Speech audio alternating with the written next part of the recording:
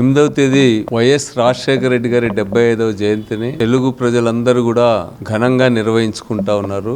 మళ్ళా ఒకసారి వైఎస్ రాజశేఖర రెడ్డి గారి ఆశయాలకు, ఆయన ఆలోచనలకు అందరం కూడా పునరంకితం అవుదాం. ఈరోజు రాజశేఖర రెడ్డి గారు ప్రారంభించిన సంక్షేమ కార్యక్రమాలు చాలా మానవత్వంతో కూడుకున్నటువంటివి, అజరామరమైనటువంటివి. వాటిని ఎవ్వరు కూడా ఆపలేరు. వాటిని జగన్మోహన్ రెడ్డి గారు మరింత ముందుకు తీసుకుపోయాడు.